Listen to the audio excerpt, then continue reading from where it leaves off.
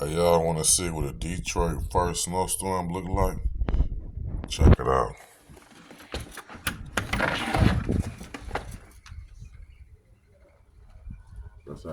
That's at the condo.